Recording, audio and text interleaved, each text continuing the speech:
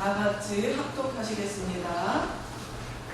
네, 주보에도 나와 있습니다. 그리고 오늘 주보에 제가 말씀 또 몇 개를 더 했는데요. 성경이 있으면은 성경 본문을 가지고서 계속 보시면 좋은데 또 성경 없으신 분은 주보를 보시면 되겠습니다. 예, 그러면 다 같이 합독하시겠습니다. 너희가 내 이름으로 무엇을 구하든지 내가 행하리니. 다 못 찾으셨어요?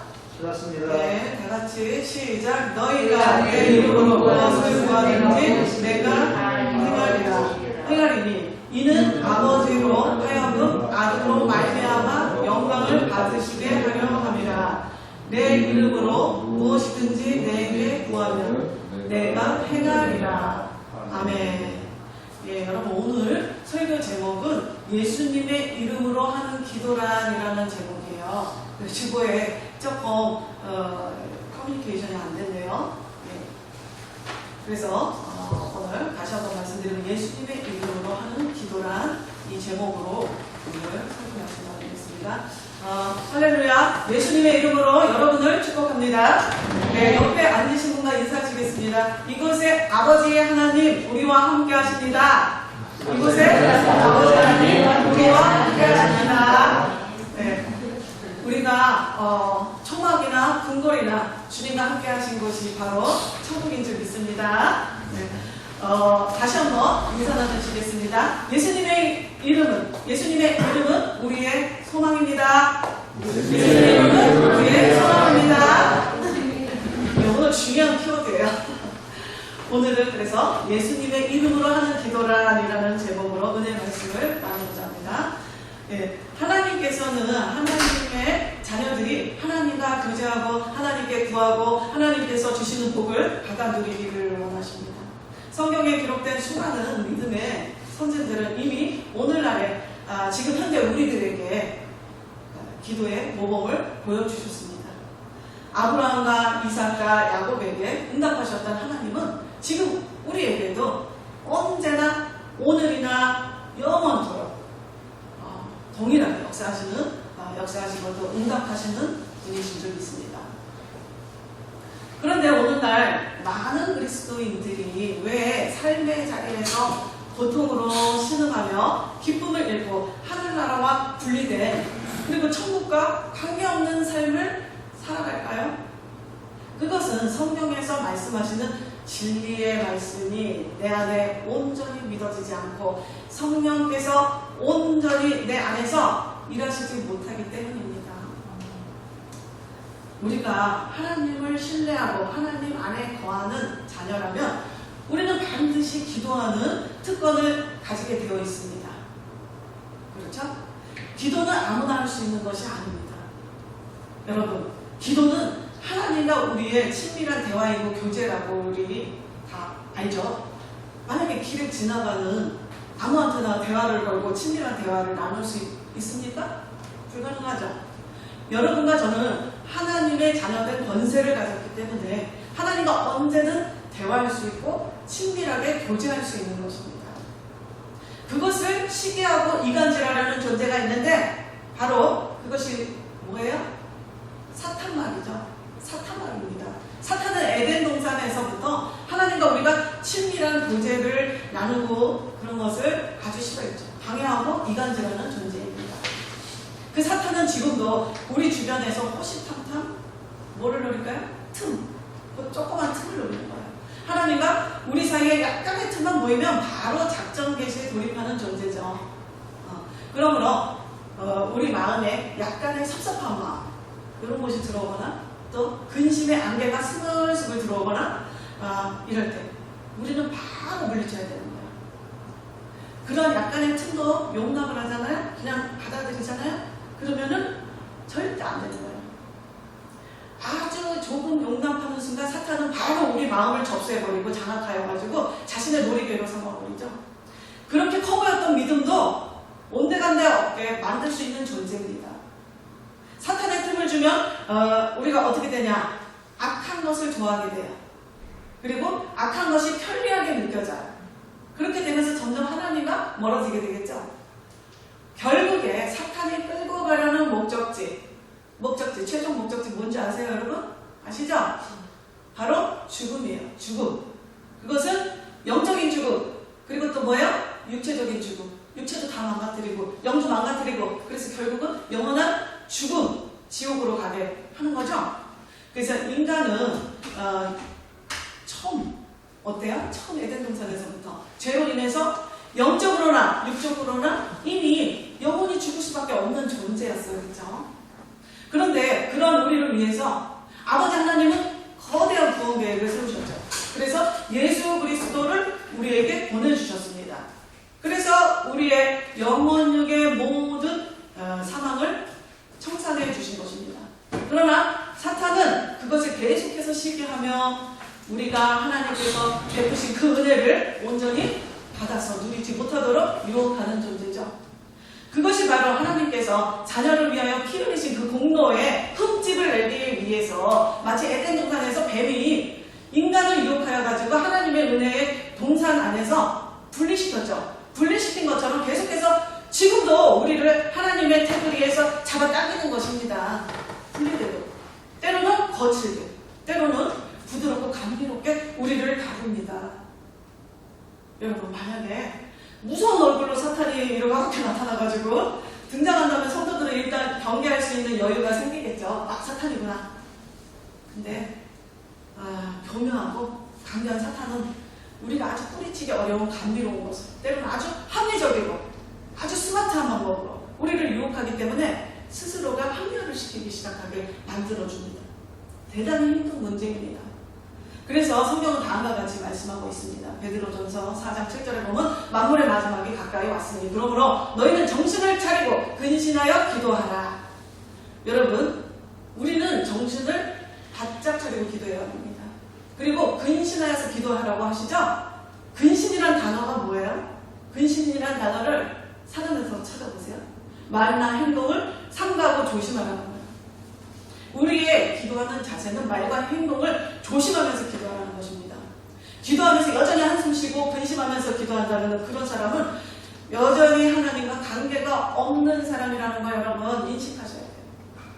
오늘 본문의 말씀을 보면 너희가 내 이름으로 무엇을 구하든지 내가 행하리니 이는 아버지로 하여금 아들로 말미암아 영광을 받으시게 하려 함이라. 내 이름으로 무엇이든지 내게 구하면 내가 행하리라.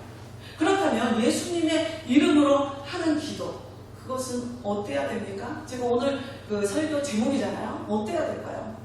첫 번째, 여러분 주보에 다 제가 1, 2, 3 이렇게 적어놨죠?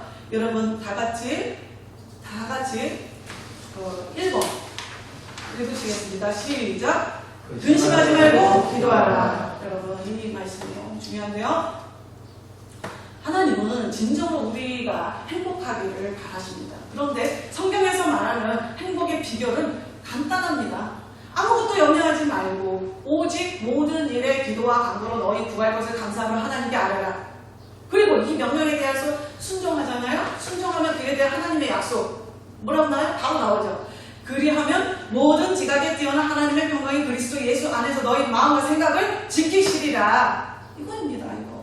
여러분 아무것도 염려하지 말라는 말씀에 순종하려면 전적으로 하나님을 믿고 모든 것을 의탁해야 돼요. 그렇죠? 하나님께서 모든 짐을 맡아주시리라는 확신으로 살아가야 되는 겁니다. 여러분 이 간단한 비결을 찾은 사람은 하나님 나라의 무한한 보고의 열쇠를 발견한 사람이에요. 바로 정말 복 있는 사람인 거예요. 밭에 감추인 보화를 찾은 사람인 거예요. 여러분 성경은 어떤 순간에도 항상 기뻐하고 쉬지 말고 기도하며 범사에 감사하라고 가르칩니다. 그것이 바로 예수 그리스도 안에서 우리를 향하신 하나님의 뜻인 동시에 우리가 생존할 수 있는 유일한 길인 거예요.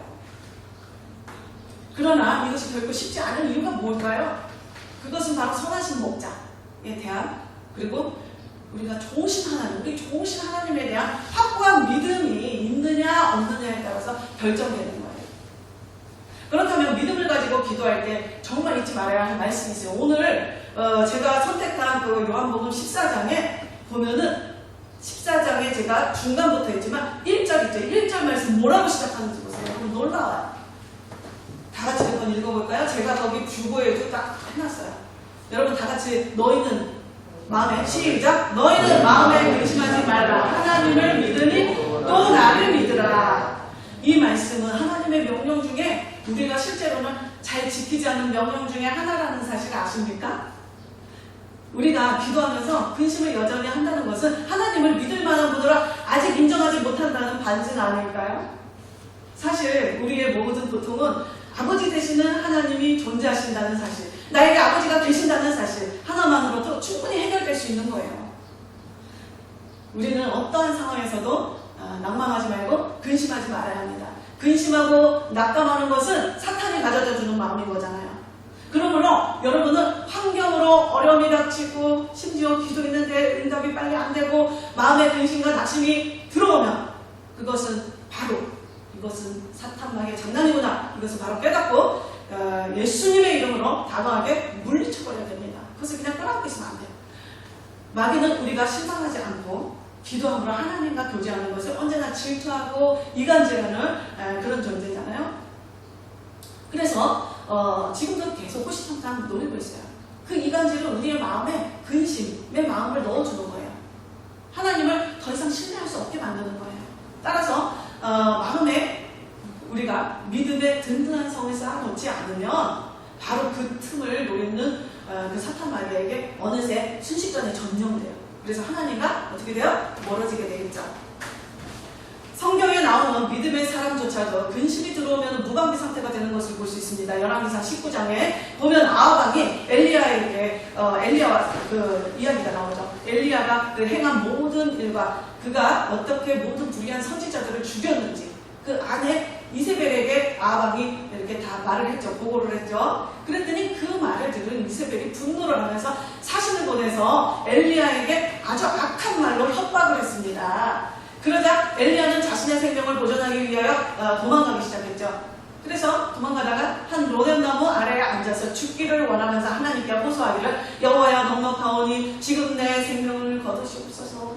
나는 내 조상들보다 낫지 못합니다. 이러면서 이제 완전히 그렇게 용맹스러웠던 기도의 용사가 이런 말을 하는 거예요. 낙심하며 기도하다가 로뎀나무 아래에서 이제 누워서 잠이 들었잖아요. 그럴 때 하나님께서 가볍게 여기고 천사를 보냈죠. 그래서 천사를 보내서 그를 어루만지면서 말씀하시기를 일어나서 먹어라. 그리고 위로하셨습니다. 그렇게 천사가 2번 나타나서 먹이고 위로하시고 하나님께서는 낙심하고 우울증까지 온 엘리야, 우울증 상태라고 그러죠. 그래서 우울증까지 온 이 엘리야에게 새로운 사명을 주십니다. 이스라엘 가운데 아직도 바알에게 무릎 꿇지 않은 7,000명을 내가 남겨뒀다. 힘내라. 그리고 위로하십니다. 그렇게 용맹스럽게 하나님의 사역을 해나갔던 성령의 사람 엘리야가 이세벨이라는 한 여자, 그 여자의 협박에 그냥 무방비로 와를 무너지는 것을 보게 됩니다. 마음의 근심이라는 놈이 틈을 보고 슬쩍 비집고 들어갔을 때 그것을 허용하고 받아들이고 우리의 마음은 하나 없는 그 나락으로 떨어집니다. 어느 순간 그렇게도 함께 하셨던 하나님은 온데간데 없게 되는 것입니다. 성령의 사람, 하나님이 그렇게 시대적으로 크게 사용하셨던 선지자조차도 방심하면 전혀 믿음이 없는 이방인의 수준까지 떨어지는 것입니다. 그런데 하나님은 어떤 분이십니까? 너무나도 사랑이 많으신 하나님은 한량 없는 사람 때문에 그렇게 부족한 우리를 언제나 위로해 주십니다. 여러분, 하나님께서는 어제나 오늘이나 영원히 우리와 함께 하시고 우리를 돌봐주십니다. 우리는 부하가 아닙니다. 우리에게는 아버지 하나님이 계십니다. 왜 근심하십니까? 왜 실망하세요? 이 세상 만물을 만드시고 다스리시는 하나님께서 우리 아버지가 되어주신대요. 아직도 여러분 가운데 혹시 기도를 하고 계시면서 동시에 근심도 함께 하고 있는 성도님 계신가요? 이것은 어떤 거예요? 이것은 그럼 아버지 되시는 하나님을 아직은 여전히 신뢰하지 못하겠습니다 하는 증거가 되겠죠. 오늘 말씀에 보면 14장에서 아까 제가 같이 읽자고 한 1절에 보면 바로 마음에 근심하지 말라는 말씀으로 14장을 시작합니다. 너희는 마음에 근심하지 말라. 하나님을 믿으니 또 나를 믿으라. 이 말씀은 얼마나 큰 위로의 말씀인지 모릅니다. 제가 오래전에 큰 고난 중에 있을 때가 있었어요. 마치 엘리야처럼 숨도 쉴 수 없을 만큼 고통스럽고 사방으로 막 우겨싸움을 당하고 사방을 돌아봐도 길이 보이지 않아요. 이럴 때 하나님께서 이 말씀, 기도원에서 이 말씀을 푹 주셨는데 가슴에 쿵 부딪히면서 얼마나 눈물이 나고, 이 말씀은 그냥 한 구절 짧은데 이 말씀 하나가 얼마나 그 위로와 능력이 나에게 임했는지 깜짝 놀랐습니다. 여러분들도 힘드실 때, 너무 힘드실 때 이 말씀 들어보세요. 너희는 마음에 근심하지 말라. 이게 하나님의 마음이에요. 아버지의 마음이에요. 하나님을 믿으니 또 나를 믿어라. 우리가 하나님을 믿는다면 예수 그리스도를 믿어야 하는 것입니다. 그렇죠? 오늘 본문에 제가 14절 말씀 이 말이에요. 바로 하나님을 우리가 믿는다고 하는데 예수 그리스도를 믿어야 된다는 거예요. 예수님은 근심하지 말라고 말씀하시고 나서 바로 믿음에 대해서 얘기하셨죠. 바로 믿음에 대해서, 바로 믿음과 근심, 이것은 너무 매우 밀접한 관계가 있기 때문이에요. 그래서 두 번째, 여러분 제가 주보에다 해놨죠. 믿음을 가지고 기도하라. 다 같이 시작. 믿음을 가지고 기도하라. 하나님께서는 너희가 하나님을 믿는다고 고백한다면 근심하지 말고 나를 믿어야 한다고 말씀하시는 것입니다. 우리가 예수님을 신뢰할 수 없다면 우리는 더 이상 예수님의 이름으로 기도할 수 없죠. 그리고 하나님과는 관계가 없는 이방인이 되어버리는 것입니다. 이방인은 고아와 같이, 고아 같죠. 이방인은 고아와 같이 오늘 내일 또 이것에 대해서 계속 근심해야 되죠. 내가 어떻게 살아가야 될지. 그렇죠? 그렇지만 하나님의 자녀는 아버지를 믿는 믿음으로 말미암아 결코 근심하지 않고 믿음의 선포의 기도를 통해서 아버지를 영화롭게 해드릴 수 있는 것입니다. 여러분, 하나님은 우리 아버지십니다. 그렇다면 아버지는 우리를 고아와 같이 두지 않으시고 자녀에 대해 책임감이 있는 것입니다. 우리는 의식적으로 마음에 올라오는 의식을 포기하려고 결단을 해야 돼요. 그리고 매일같이 할 고백이 있습니다. 어떻게 고백해요? 나는 항상 평안한 마음으로 아버지를 믿고 의지하겠습니다. 이렇게 자기 자신의 의지를 발동해가지고 하루에도 수십 번씩 나를 향해서, 그리고 아버지를 향해서 계속해서 입술로 고백을 해야 하는 것입니다. 그리고 우리가 하나님의 아버지라는 것을 깨달았다면 어린아이와 같은 믿음을 가지고 기도해야 돼요. 어린아이들은 부모님을 믿고 완전히 의탁을 하죠. 그러므로 세상 사는 걱정을 하지 않아요. 따라서 어린아이들은 그 특유의 풍부한 그 믿음으로 말미암아서 늘 풍성한 보답을 받게 되어 있잖아요. 마가복음 11장 24절에 보면 무엇이든지 기도하고 구하는 것은 받은 줄로 믿으라. 그리하면 너희에게 그대로 되리라. 이것이 바로 어린아이의 믿음으로, 어린아이의 마음으로 하는 그 믿음의 기도를 말하는 거겠죠. 성경에 보면 한 가나안 여인에게 흉악한 귀신이 들린 딸이 있었습니다. 그 여인은 자기 딸이 밤낮으로 귀신에게 붙잡혀서 발작을 하고 까무라치고 허약해져가는 모습을 보면서 불쌍해서 볼 수가 없습니다. 그런데 예수님이 동네를 지나간다는 그 소문을 듣고 얼마나 기뻐요. 그래서 소리를 질러 간구했습니다. 다윗의 자손 예수여 나를 불쌍히 여기소서. 여러분, 이 말씀, 다윗의 자손 예수여 나를 불쌍히 여기소서, 이 말씀도요, 진짜 내가 공부하고 힘들고 정말 아무런 정말 희망이 없을 때 있죠. 다윗의 자손 예수여 나를 불쌍히 여기소서. 이게 아주 그냥 작은 신음도 안 나는데 이거를 내뱉죠. 얼마나 강력한 하나님의 위로와 힘이 넘치는지 몰라요. 그래서 제가 이 당시에 이 사람이 이 선포를 했죠. 그러면서 이 사람이 뭐라고, 내 딸이 흉악한 귀신에 들렸으니 도와달라고 했어요. 근데 예수님은 한 말씀도 하지 않고 그냥 계속 무시하고 걸어가는 거예요. 그러자 제자들이 안타까워서 와서 막 간청을 하죠. 그런데도 예수님은 대답하기를 나는 이스라엘의 집에 잃어버린 양 외에는 다른 데로 보내심을 받지 않아요. 하지만 가나안 여인은 더욱 예수님께 가까이 와서 절하고 주여 저를 도와주소서 라고 간청하는 거예요. 그러나 예수님께서는 더 혹독한 말을 해버리죠. 여러분 다 유명한 말이라 아시죠? 자녀의 떡을 취하여 개들에게 던짐이 마땅하지 아니하다. 얼마나 큰 상처를 받을 수 있어요? 그런데도 포기하지 않아요. 그녀는 결코 실망하지 않고 주여 옳습니다. 그렇지만 개들도 제 주인의 상에서 떨어지는 부스러기를 먹잖아요. 이렇게 간절하게 애원을 하는 거예요. 예수님이 더 이상은 못 받으시고 여자야 내 믿음이 크도다 내 소원대로 되리라 축복을 해주셨습니다. 그러자 그 즉시 여자의 딸이 낳는 기적이 일어난 것입니다. 사랑이 많으신 예수님이신데 왜 처음에는 매정하게 말씀하셨을까요? 그게 좀 한번 생각해 보셨어요? 왜 그러셨을까? 처음 고쳐주실 건데 왜 처음부터 그렇게 막 차갑게 하셨을까? 예수님께서는 바로 그 여인이 믿음을 보이기를 원하셨던 거예요. 우리가 믿음이라는 것은 평상시에 모든 것이 이렇게 좋을 때, 이럴 때는 알 수가 없어요. 그러나 아무리 우리가 기도를 드려도 응답이 안 오고 감사와 찬양을 막 드리면서 해도 아무런 응답이 안 나타나고 이럴 때 우리의 믿음의 분량이 드러나는 거예요. 가나안 여인은 이방인인데도 불구하고 예수님이 얼마나 사랑이 많으신 분이고 그리고 우리를 구원하기 위해 오신 주님이라는 사실을 믿었던 거예요. 그래서 자신의 딸을 반드시 고칠 수 있는 능력이 있는 분, 능력이 있을 뿐만 아니라 반드시 고쳐주실 수 있다는, 고쳐주실 거라는 확신까지도 가졌던 거죠. 그것이 바로 진정한 믿음인 것입니다. 결국에는 예수님께서 가나안 여인의 믿음을 칭찬하시죠. 가나안 여인이 여러 번 소리쳐 간구했지만 응답을 안 주시면도 불구하고 포기하지 않고 계속 간구하는 것처럼 우리도 날마다 기도하고 금식 기도까지도 하고 작정 기도도 하고 했는데도 응답이 빨리 오지 않는다면 실망하지 마시고 계속 기도하시기 바랍니다. 그래서 믿음을 보이시기 바랍니다. 기도 응답이 더딘 것은 주님께서 우리 믿음을 보시는 시간이에요.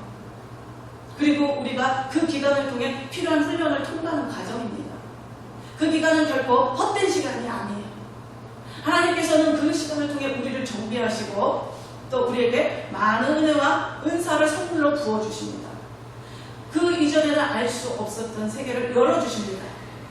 우리의 영적 지경을 넓혀주시고 이전에는 아주 조그만 돌풀이에도 넘어졌던 우리가 이제는 아무리 큰 태양 같은 바위덩이를 만나도 눈도 끔찍하지 않고 마음이 든든하여서 요동하지 않으며 주만 바라볼 수 있는 담대함으로 그 태산 같은 바위덩이를 밟고 넘어가는 거예요. 이 세상을 살면서 그런 영적 근육이 없으면 우리는 쉽게 사탄의 계략에 무너지기 쉽습니다. 그래서 우리를 너무나도 사랑하시고 보호하시는 아버지 하나님은 우리를 단련하시어 세상 누구에게도 빼앗길 수 없는 반석 위에 세운 믿음을 주시기를 원하시는 것입니다. 오늘 본문의 말씀 요한복음 14장에서 보면 8절에 또 보잖아요. 8절에 보면 빌립이 예수님께 아버지를 우리에게 보여달라, 하나님 아버지를 우리에게 보여달라고 간청하는 장면이 있어요. 그래야 만족하겠다는 거예요. 그럴 때 예수님 뭐라고 하시냐면, 빌립아, 내가 이렇게 오래 너희와 함께 있으되 내가 나를 알지 못하느냐? 나를 본 자는 아버지를 보았거늘 어찌하여 아버지를 보이라 하느냐? 내가 아버지 안에 거하고 아버지는 내 안에 계신 것을 내가 믿지 아니하느냐? 내가 너희에게 이르는 말은 스스로 하는 것이 아니라 아버지께서 내 안에 계셔서 그의 일을 하시는 것이라. 그리고 이어서 믿음에 관해서 계속 얘기를 해주세요. 내가 아버지 안에 거하고 아버지께서 내 안에 계심을 믿으라. 그렇지 못하겠거든 행하는 그 일로 말미암아 나를 믿으라. 내가 진실로 너에게 이르노니 나를 믿는 자는 내가 하는 일을 그도 할 것이요 또한 그보다 큰 일도 하리 라고 말씀하시면서 예수님은 자신이 하나님이심을 강조하십니다. 그러니 너희들이 하나님을 알고 믿는 것처럼 나를 믿어야 한다고 강조하십니다. 그러면서 오늘 설교 본문의 말씀 구절 13절 말씀, 너희가 내 이름으로 무엇을 구하든지 내가 행하리라고 말씀을 하신 거죠. 그렇다면 이제 우리는 예수님의 이름으로 기도를 해야 되겠습니다. 그래서 세 번째 주보에 나오죠? 우리 다 같이 예수님의 이름으로 기도하라. 다 같이 시작. 예수님의 이름으로 기도하라. 네. 예수님께서는 무엇보다도 정확하게 기도하는 방법을 알려주셨어요. 예수님의 이름으로 구하라고 확실하게 말씀하셨습니다. 예수님의 이름으로 무엇을 구하든지 행하신다고 약속하셨어요. 그 이유도 설명해 주셨어요. 그것은 예수님의 이름으로 기도하는 것을 통해서 아버지 하나님께 영광을 돌릴 수 있다고 설명해 주셨어요. 이렇게 삼위일체 하나님께서는 서로 동역하시고 긴밀히 관계가 서로 이렇게 내주교통 충만하시는 그 비밀이 있으시죠. 그런데 참으로 희한하게도 14절 말씀에서 예수님의 이름으로 기도하면 다 응답하신다고 말씀하시고 나서 바로 15절에 보면 너희가 나를 사랑하면 나의 계명을 지키리라는 말씀이 딱 나와요. 이 말씀을 보면 약간 이게 여기 안 맞나? 생뚱 맞나? 이렇게 생각할 수도 있는데, 그러면서 예수님은 그 이후 말씀 구절에도 계속 부모와 자식 간의 사랑의 관계를 비유하시면서 계속해서 사랑을 언급하십니다. 18절 말씀에 보면 너희를 그와 같이 버려두지 않겠다고 하시면서 21절로 내려가면서 뭐라고 하시냐? 나의 계명을 지키는 자는 나를 사랑하는 자니 나를 사랑하는 자는 내 아버지께 사랑을 받을 것이요 나도 그를 사랑하여 그에게 나를 나타내리라. 하나님의 자녀는 부모인 하나님을 사랑하게 되어 있고 그 부모의 말씀에 순종할 수밖에 없다는 말씀이에요. 그럴 때 하나님께 사랑을 받을 뿐만 아니라 그에게 자신을 우리들에게 자신을 나타낸다는 거죠. 그 약속이에요. 그에게 나를 나타내신다. 그 말씀이 뭐예요? 여러분 그거 다시 한번 좀 생각해 볼까요? 나를 나타내신다. 바로 하나님이 함께 하심이 증명되는 삶을 살게 해주신다는 말씀이에요. 우리 성도들은 하나님이 우리와 함께 동거함을 만인에게 증명되어야 합니다. 그것이 복음인 것입니다. 제가 전에 재수생을 대상으로 목회를 했을 당시가 떠올라요. 말이 재수생이지 실제로는 3수, 4수, 5수, 6수까지 제가 만나봤어요. 그러니 이 아이들의 상태는 말을 안 해도 다 아시겠죠? 상상이 가시죠? 인생을 살면서 얘네들이 그렇게 큰 고통을, 고난의 시기를 겪어봤을까요? 생전 처음일 거예요. 이들의 마음은 패배감과 우울감과 절망감과 슬픔, 그리고 또 외롭고 또 강박증 이런 것에 막 시달리는 거예요. 그 중에서 제가 기억에 남는 상수생 남학생이 있었어요. 이 아이가 엄청 성실한 아이였어요. 그리고 성적도 많이 좋아요. 그런데 이 아이는 왜 상수가 됐냐? 계속해서 시험을 망쳤으니까 상수가 됐겠죠? 근데 왜 그러냐? 얘가 너무 긴장감이 심하니까 아침에 수능을 보러 딱 가서 앉으면은 1교시 국어 시험을 잘 봐야 되는 얘가 국어에 뛰어난 아이예요, 심지어. 근데 국어 시험들이 그냥 하얗게 백지로 보이는데. 그래가지고 너무 기다려서 그 다음 시험은 또 다 망치는 거죠? 이런 아이였어요. 그러니까 얘가 9월 모의고사, 모의평가라 그러죠? 그래서 우리 지은이는 잘할 텐데 9월 모평을 보고 나면 아이들이 막 이상해지기 시작해요. 너무 긴장감이 막 극도로 달하니까 9월 모평 보고 나면 이제 이걸로 결정된다 이거잖아요, 대안이. 그래서 이 아이도 그때부터 잠을 못 자기 시작하는 거예요. 불면증에 시달리는 거예요. 그러니까 이 아이는 자기가 너무 불안하니까 이 불안감을 해소하기 위해서 오락을 하기 시작했어요. 밤새 오락을 하는 거예요. 그러니까 엄마는 그걸 지켜보는 엄마는 이제 또 상수에서 또 사수로 넘어가면 안 되니까 얼마나 애간장이 타요. 그러니까 얘를 달래보고 뭐 외식도 시켜줘보고 야단도 쳐보고 잔소리도 해보고 막 하는데도 안 되죠. 점점 불안하죠. 그래서 저는 그때 드디어 기회가 왔다 생각하고 아이를 불러가지고 상담을 하면서 이렇게 아이가 기독교를 아주 매우 싫어하는 아이라는 걸 제가 이제 알고 있었는데 정확히 말하니까 이 아이는 기독교가 싫은 게 아니라 기독교인들이 싫은 거였어요. 자기 주변에 있는 일가 친척들, 심지어 엄마까지 교회 다닌다는데 너무 덕을 보세요. 남의 흉만 보고 맨날 아주 덕이 안 되는 거예요. 그래서 저런 거 무슨 기독교인냐 이러면서 교회 싫어 이렇게 했던 아이였던 거예요. 그래서 제가 이 아이에게 정확하게 이제 말을 해줬어요. 야, 하나님은 정말 좋으신 분이다. 정말 좋으신 분인데 그 하나님을 믿는 사람들이 인간이니까 불완전하고 실수투성이고 그래서 그런 거야. 근데 만약에 그 사람들이 그나마 하나님을 안 믿었어 봐라? 더 심각했어. 그래도 하나님 믿었으니까 그 정도야. 그랬더니 그럴 수도 있겠네요. 이러더라고요. 그래서 이 아이를 이제 제가 이렇게 예수님을 영접하게 이제 이렇게 하면서 하는 과정에서 제가 그랬어요. 얘한테 예수 호흡 기도를 가르쳐 줬어요. 예수 호흡 기도 아시는 분들이 많을 거예요. 예수 호흡 기도 아시죠? 예수 호흡 기도라는 동방도교에서 유래된 기도잖아요. 그래서 역사적으로 수많은 영성가들이 하는 기도잖아요. 그래서 그 내용은 뭐예요? 바로 오늘 또 아까 그 가나안인이 했던 말, 주 예수 그리스도시여 나를 불쌍히 여기소서예요. 이거를 하루에 계속해서 수천 번 반복하는 기도예요. 이게 그러니까 무시로 우리가 계속 기도할 수 있는 좋은 방법이죠. 방언할 줄 몰라도 상관없고 이건 그냥 주 예수 그리스도시여 나를 불쌍히 여기서 내가 불안하고 근심이 몰려올 때도 계속 이거를 되뇌는 거예요. 저는 이것의 능력을 저는 많이 체험했어요. 그래서 제가 이 아이를 했어요. 너 자려고 누웠는데 잠이 너무 안 와? 그거 오락하지 말고 뭐 양 한 마리, 양 두 마리 이런 것도 살 필요도 없어. 그런 것도 하지 마. 그냥 이것만 해. 아무 생각 없이 주 예수 그리스도시여 나를 불쌍히 여기소서 그냥 그것만 하고 있어봐. 그랬어요. 그랬더니 얘가 그냥 건성으로 듣는 것 같더라고요. 그래가지고 나중에 근데 얘가 한 달 정도 있다가 저를 찾아왔어요. 아유 신기해요. 너무 감사해서 제가 인사하려고요. 그래서 왜? 그랬더니 제가 이제 불면증이 없어졌어요. 제가 이거를 그냥 밑에 본전이니까 소변 치고 한번 해보자. 자기가 너무 고통스러우니까 자기가 너무 아프니까 수능은 점점 나가는데 너무 고통스러워서 이거를 해봤대. 즉시 잠이 들었다는 거예요. 자기가 이렇게 신기할 수가 있어요. 너무 신기해요. 너무 신기해요. 이러는 거예요. 이 아이가. 그래서 제가 그래 예수 그리스도의 이름에 능력이 있어서 그래. 그래 그러면은 너 잘 됐다. 왜 근데 이제 얘기했어요? 이랬어요. 제가 왜 이제 여기서 빨리 얘기해서 내가 기뻐할 텐데 그랬더니 저도 약간 의심이 돼가지고 이것도 하다가 안 되면 어떡하나 싶어가지고 한 달 동안 자기가 이렇게 연습을 해봤대. 그랬더니 이거 증명이 됐다는 거예요. 이거 확실하게. 그래서 내가 그래. 그래서 또 영광 돌려 하나님께 영광 돌렸습니다. 그런데 내가 그랬어요. 너 수능날 맨날 망쳤지? 그럼 수능날 아침에 딱 앉자마자 1교시 앉자마자 뭐 해야 되겠어요? 이거 해. 아무 생각 딴 생각하고 있지 말고 주 예수 그리스도시여 나를 불쌍히 여기소서 그것만 계속 한 100번 해. 그랬어요.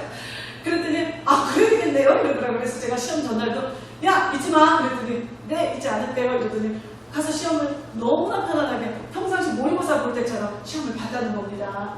그래가지고 얘가 명문대회도 가고 이 엄마도 너무 강한 감동을 받아가지고 너무 기뻐가지고 진짜 감사하다고 제가 예수님을 좀 똑바로 전해주지 엄마한테 엄마가 그래서 그랬는데 하여튼 이게 엄마가 너무 감사하다고 막 인삼 세트도 막 잔뜩 갖다 주시고 막 그래가지고 제가 하여튼 너무 하나님께 그렇게 또 대접을 받았는데요. 아무튼 로마서 8장 11절에 보면 예수를 죽은 자 가운데서 살리신 이의 영이 너희 안에 거하시면 그리스도 예수를 죽은 자 가운데 살리신 이가 너희 안에 거하시는 그의 영으로 말미암아 너희 죽을 몸도 살리시리라고 말씀하셨어요. 우리가 그렇게 하나님이 내 삶 안에서 증명되는 삶 그렇게 살 때 그것이 바로 복음의 선포가 되는 줄 믿습니다. 아멘? 아멘. 요한복음 10장 10절에 보면은 도적이 오는 것은 도적질하고 죽이고 멸망하는 것뿐이요 내가 온 것은 양으로 생명을 얻게 하고 더 풍성히 얻게 하려는 것이다. 그렇죠? 바로 예수 그리스도께서 우리에게 오신 것은 생명을 얻게 하고 더 풍성히 살도록 하시기 위함인 것입니다. 여러분 가정에 환난이 다가오면 예수님께 부르짖으십시오. 예수님의 이름으로 기도할 때 흉악의 결박이 풀어지고 멍에의 줄이 끊어지고 악재에서 자유케 되는 것입니다.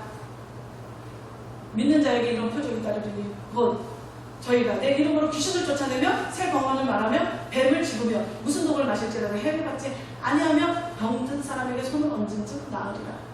여러분 오늘 본문 말씀에서도 보면은 너희가 내 이름으로 무엇을 구하든지 내가 행하리니 이는 아버지로 하여금 아들로 말미암아 영광을 받으시게 하려는 목적이 있다고 말씀하십니다. 결국 우리가 예수님의 이름으로 기도하는 것은 하나님께 영광을 돌리기 위한 것입니다.